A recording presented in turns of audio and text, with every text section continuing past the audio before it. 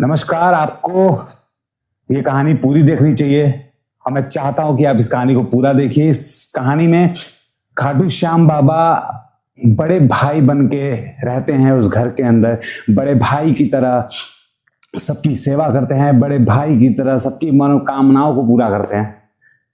तो ये अगर ये आपको कहानी अच्छी लगती है तो प्लीज वीडियो को लाइक कीजिएगा। चलिए कहानी शुरू करते हैं। नमस्कार, आपका स्वागत है आपके खुद के YouTube चैनल पर जिसका नाम है KS स्टोरीज, मतलब खाटू श्याम जी की कहानियां।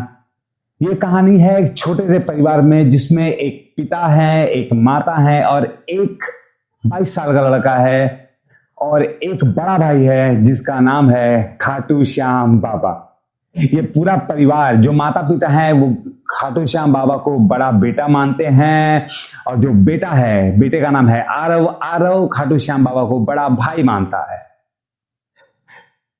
वो खाटू श्याम बाबा को बड़े भाई के रूप में इस तरीके से देखता है कि अगर वो जब स्कूल में पढ़ता था, वो अपने मोहल्ले में रहता है या शहर में, कोई भी उससे पूछता है कि आपके घर में कौन कौन है, आरव या उनके पिताजी या उनकी माताजी यही बताती हैं कि मेरे घर में, अगर आरव बता रहा है तो मेरे घर में मेरे माता हैं, मेरे पिता हैं और एक मेरा बड़ा भाई है जिसका नाम है श्याम। कुछ दिन ऐसे ही चलता रहा। लोग पूछे कि तुम्हारे जो बड़े भाई हैं, तुम्हारे जो बड़े भैया हैं श्याम, वो दिखाई नहीं देते हैं। तो आरव कहता है कि वो राजस्थान में रहते हैं। हाँ, वो कभी आते नहीं है हमारे घर पे, पर हमसे प्यार बहुत करते हैं, हमारी सारी इच्छा पूरी करते हैं, हमें जिस भी चीज की जरूरत पड़ती है वो तुरंत अवेलेबल हो जाती है। इस तरीके का भाव, इस तरीके की आस्था अगर आपके मन में हो आपके भगवान के प्रति, तो भगवान आपकी मदद जरूर करते हैं। कुछ समय बीतता है। आरव के पिताजी काम कर रहे होते हैं, उनके पास कुछ पैसे पड़े होते हैं। वो जा रहे होते हैं बैंक में पैसे को जमा करने के लिए। कुछ 1000 रुपए होते हैं, 17-18 हजार रुपए होते हैं। वो जा रहे होते हैं बैंक में जमा करने के लिए। तो आरव के घर के सामने एक और परिवार रहता है। उस परिवार में से एक अंकल आते हैं और आरव के पिताजी से कहते हैं कि जब आप बैंक जा ही रहे हैं तो क्यों ना मेरा भी कुछ पैसा है, आप बैंक में जमा कर दीजिएगा। आरव के पिताजी बोले कि हाँ ठीक है, मैं जा ही रहा हूं तो मुझे पैसा जमा करने में क्या दिक्कत है। आरव के पिताजी उनसे वो पैसा ले लेते हैं। वो कम से कम मुझे लगता है 40,000 रुपए के आसपास, 40,000 रुपए ही होते हैं। आरव के पिताजी अपने 17-18 हजार रुपए को और उनके दिए हुए 40,000 रुपए को अपने बैग में डालते हैं और बैंक की तरफ चल देते हैं। जाते होते हैं, बीच में किसी बात से कुछ गाड़ियां एक दूसरे से जाम लग जाती हैं, वहां पे कुछ बहस होने लग जाती है। कुछ लोगों में तो इनका ध्यान उधर चल जाता है और किसी रीजन से इनके हाथ से वो बैग जो है गायब हो जाता है। आरव के पिताजी बहुत परेशान हो जाते हैं, रोने लग जाते हैं। मिडिल क्लास फैमिली के लिए 17-18 हजार रुपए, चलो अपना पैसा तो आदमी कैसे भी बर्दाश्त कर लेगा, लेकिन किसी और का दिया हुआ पैसा कैसे बर्दाश्त करेगा। उसके ऊपर लांछन लग जाएगा कि वो पैसा तूने चुरा लिया होगा, ऐसा है वैसा है। कोई बात नहीं। आरव के पिताजी घर आते हैं, अपने मंदिर के सामने जाते हैं। वहां पे खाटू श्याम जी की छोटी सी फोटो होती है। उस खाटू श्याम जी की फोटो के सामने जाते हैं और रोने लगते हैं और कहते हैं कि लल्ला, आज मुझसे बहुत बड़ी गलती हो गई है, मुझे समझ में नहीं आ रहा मैं क्या करूं। हमारे घर के पास ट्रेन की पटरी है तो वहां से ट्रेन जा रही है, तो फोकस इधर। फिर होता क्या है कि वो खाटू श्याम बाबा से बोलते हैं कि लल्ला, बहुत आवाज है, कोई बात नहीं, कि जाने देते हैं पहले इसको, कि लल्ला मुझसे बहुत बड़ी गलती हो गई है, मुझे समझ में नहीं आ रहा है मैं ऐसा कैसे करूंगा। आरव के पिताजी से आरव की मां कहती हैं कि कोई बात नहीं, हमारे पास कुछ और पैसे पड़े हैं, हम कुछ पैसे को इकट्ठा करके कैसे भी जिनसे आपने पैसे लेते हैं हम उनको पैसा दे देंगे। आरव के पिताजी कहते हैं कि हमको पैसा दे तो देंगे, लेकिन जो नुकसान हुआ है हमारा, जो भी लापरवाही से नुकसान हुआ है, उसका हम क्या करेंगे। आरव अपने पिताजी को रोते हुए देखता है, अपनी माता के चेहरे को देखता है, वो मायूस रहती हैं। तो आरव अपने पिताजी से कहता है कि अगर मैं कुछ नौकरी कर रहा होता तो शायद मैं आपकी कुछ मदद कर पाता पिताजी, और मैं बहुत लाचार हूं और बहुत अफसोस है मुझे इस बात का कि मैं आपकी मदद नहीं कर पा रहा हूं। आरव बहुत सारी ऐसी जगह है जिस जगह पे जाकर 20-2500 जगह जाकर के इंटरव्यू दे चुका है, अपने रिज्यूमे जमा कर चुका है। अब आरव को जॉब की बहुत जरूरत थी। आरव क्या करता है कि आरव जाता है खाटू श्याम बाबा के मंदिर के सामने, बैठता है और कहता है कि देखो बड़े भैया, मुझे जो है तुम्हें आज जॉब दिलानी पड़ेगी। अगर तुमने मुझे आज जॉब नहीं दिलाई तो मैं इस मंदिर के सामने से ना उठूंगा, ना तुम्हारे सामने से मैं उठूंगा और ना ही कुछ खाना खाऊंगा, अगर तुमने मुझे आज जॉब नहीं दिलाई तो। आरव के पिताजी कहते हैं, आरव की मां कहती है कि अरे ऐसा थोड़ी होता है कि तू ऐसे बैठ जाएगा, खाना नहीं खाएगा तो तेरा जो बड़ा भाई है वो तेरी झोली में जॉब लाके थोड़ी रख देगा। हाँ पता है चमत्कारी है, लेकिन इसका मतलब ये थोड़ी होता है कि तुझे आज ही जॉब मिलेगी। अरे उसे भी थोड़ा सा समय दे। आरव कहता है कि नहीं, आज मैं अपने भैया से अपने लिए जॉब लेकर के ही जाऊंगा। ठीक है। आरव ऐसे ही बात कर रहा होता है श्याम बाबा की इस छोटी सी फोटो से, श्याम बाबा से बात कर रहा होता है, अपने बड़े भाई से बात कर रहा होता है। लेकिन तभी तक आरव के घर में जो लैंडलाइन लगा होता है, जो पुराने फोन होते थे ना, वो उस पर कॉल आती है और वहां से एक आवाज आती है कि क्या आप आरव बात कर रहे हैं? आरव कहता हाँ बताइए, मैं आरव ही बोल रहा हूं। सर आपने कुछ दिन पहले दिल्ली में फला कंपनी में एक रिज्यूमे दिया था, हमें आपका रिज्यूमे समझ में आ गया है। आपकी सैलरी 60,000 रुपए होगी, लेकिन आपको दिल्ली में आकर के वो जॉब करनी पड़ेगी। आरव बहुत खुश हो जाता है, आरव के माता पिता बहुत खुश हो जाते हैं। आरव सोचता है कि ये बात मैंने पहले क्यों नहीं की बड़े भाई से। अगर मैंने पहले बड़े भाई से बात कर ली होती तो शायद मुझे जॉब पहले मिल गई होती और मैं इतने दिन भटक नहीं रहा होता। तभी गेट पर एक उनके गेट खटखटाने की आवाज आती है। तो आरव के पिताजी उठते हैं। खुशी का माहौल भी होता है, थोड़ा अफसोस का माहौल भी होता है, क्योंकि पैसे जा चुके होते हैं। आरव के पिताजी बाहर जाते हैं और देखते हैं कि बाहर गेट के जो होती है ना, उस जहां हम ताला लॉक करते हैं, उस पे आरव के पिताजी का वही बैग जिसमें वो 40,000 रुपए अपने सामने वाले व्यक्ति का और अपना 18,000 या 17,000 रुपए जो भी था उसे लेकर वो बैंक में गए थे। उस बैग के अंदर एज इट इज जैसे का तैसा वो पैसा पड़ा हुआ था और वो पैसा मिल गया। आरव को समझ में नहीं आया, माता पिता को समझ में नहीं आया कि यहां पे कौन रख के जाएगा वो पैसा, और वहां आसपास कोई भी नहीं था। तो उन्हें ये बात समझ में आ गई कि यहाँ पे जो ये चमत्कार हुआ है पैसे से रिलेटेड, ये खाटू श्याम बाबा ने ही किया है। बड़ा भाई खुद आया था पैसे लौटाने। अब क्या होता है, आरव के पिताजी और आरव की माँ बहुत खुश हो जाते हैं, सारी प्रॉब्लम सॉल्व हो जाती हैं, आरव को जॉब मिल जाती है, वो पैसे मिल जाते हैं। फिर क्या होता है कि आरव को दिल्ली जाना होता है। आरव कहता है कि मैं दिल्ली नहीं जाऊंगा, मैं यहीं से अप डाउन कर लूंगा। 1-2 दिन हफ्ते दिन आरव जाता है जॉब पे, लेकिन ठंड का मौसम होता है, रात को शीतलहरी बहुत गिर रही होती है, ओस बहुत गिर रहा होता है। तो माता पिता को थोड़ा सा डर लगता है कि बेटा तू एक काम कर, तू वहीं पे एक छोटा सा रूम ले ले, तू वहीं पे रह, तेरा वापस आना जाना अच्छा नहीं है, सेफ नहीं है, तुझे नहीं जाना चाहिए। आरव कहता है कि अगर मैं वहां चल जाऊंगा तो आप लोग का देखभाल कौन करेगा, आप लोग की देखभाल कौन करेगा, कुछ सामान लाना होगा तो कौन लाएगा, आप लोग बहुत परेशान हो जाएंगे। आरव के पिताजी कहते हैं कि तू नहीं है तो क्या हो गया, तेरा ये बड़ा भाई है तो देख अभी अभी इसने कितनी बड़ी प्रॉब्लम सॉल्व कर दी है, तो चिंता वाली बात नहीं है, तू जा और आराम से रूम लेकर के वहां पे रह, जब भी हमें तेरी जरूरत पड़ेगी तो दिल्ली से बुंदेलखंड है कितनी दूर, ठीक है।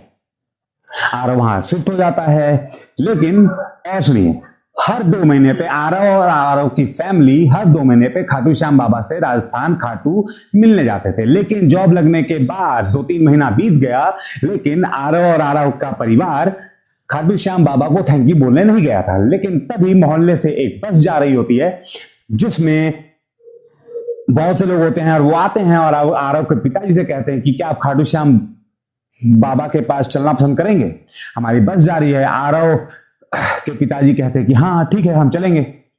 तुरंत वो आरव को फोन मिलाते हैं और कहते हैं कि हमारे यहां से जो है 2 दिन बाद बस निकलेगी जो कि खाटू श्याम बाबा के यहां जाएगी, मतलब खाटू जाएगी, तुम्हें चलना है। आरव कहता है कि हाँ मैं जरूर चलूंगा, बड़े भाई से मिलने के लिए मैं उनसे थैंक यू भी नहीं बोल पाया था, तो मैं सोचा था कि उनके घर ही जाकर के उन्हें थैंक यू बोल दूंगा। तो वो लोग कुछ प्लान बनाते हैं कि ठीक है, तू अपनी कंपनी से छुट्टी ले ले, मैं यहां से निकलूंगा बस से, तो तुझे लोकेशन भेज दूंगा, तू पर्टिकुलर किसी जगह पे आकर के उस गाड़ी में बैठ जाना, हम लोग साथ में चल चलेंगे। आरव अपनी कंपनी में बात करता है, उसे उसकी छुट्टी अप्रूव हो जाती है।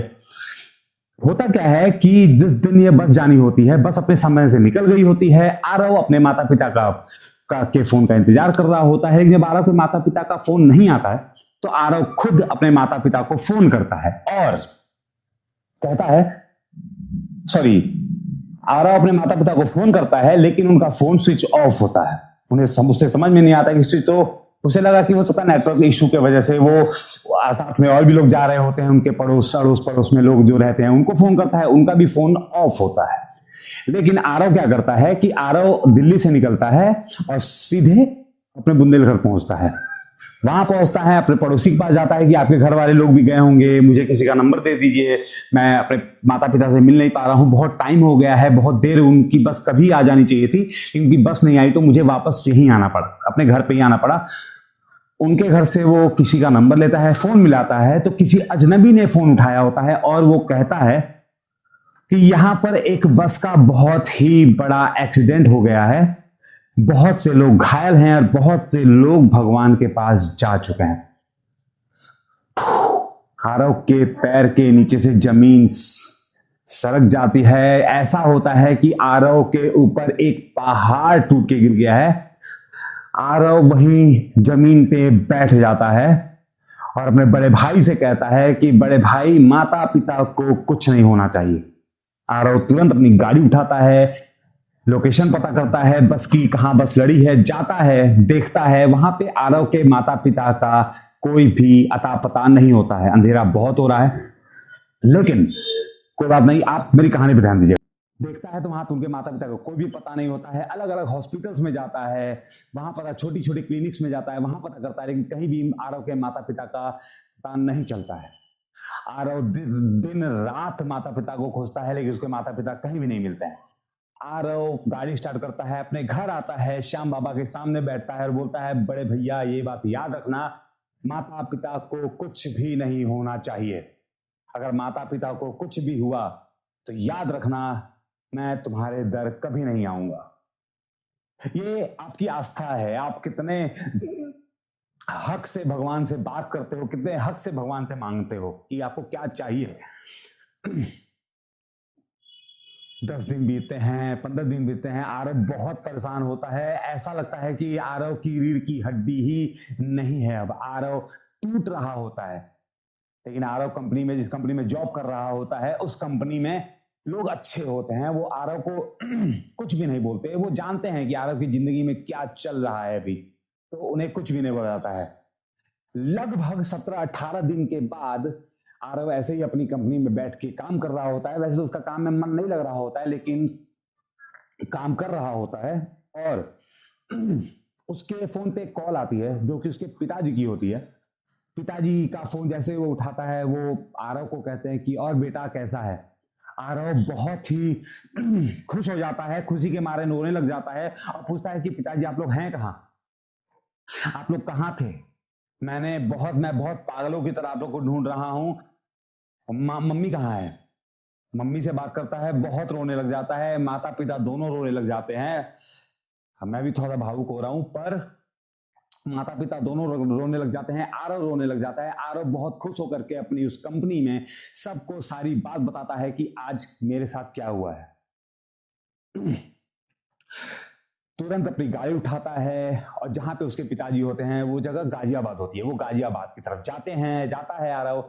आरव को लेने के लिए उसके माता और पिता दोनों आते हैं और आरव उनसे मिलता है, उनसे गले मिलता है। सभी मिलके बहुत रोते हैं, बड़े भाई का शुक्रिया करते हैं और कहते हैं कि हमें वहां से किसी सज्जन पुरुष ने हमें ले आए थे, कोई सज्जन पुरुष, और उन्होंने ही हमारा उपचार किया है, हमारा ट्रीटमेंट किया है, और वो खुद एक डॉक्टर हैं।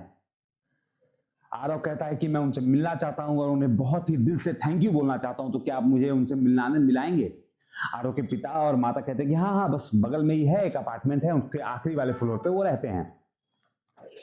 आरव अपने पिताजी माताजी के साथ जाता है, उस अपार्टमेंट के सामने खड़ा होता है और वो लोग अंदर जा रहे होते हैं तो वहां पे एक गार्ड बैठा होता है और वो गार्ड आरव को बोलता है कि अरे भाई साहब कहाँ जा रहे हैं, यहां कोई नहीं रहता। आरव के पिताजी अचंभित हो जाते हैं और कहते हैं कि अरे भैया, मैं पिछले 15, 16, 17 दिन से इस पूरी बिल्डिंग के चौथे माले पे रह रहा हूं और यहाँ पे एक भाई साहब थे जो डॉक्टर हैं, वो मेरा इलाज कर रहे थे और अभी अभी हम अपने बच्चे को लेने के लिए नीचे उतरे हैं। वो गार्ड विश्वास नहीं कर रहा होता है इस बात पे, क्योंकि उस अपार्टमेंट में कभी भी कोई रहता ही नहीं है। वो कहते हैं कि गार्ड साहब कहते हैं कि इस घर के जो मालिक हैं वो इंडिया में है ही नहीं, वो आउट ऑफ कंट्री रहते हैं, तो यहाँ पे कोई भी नहीं है।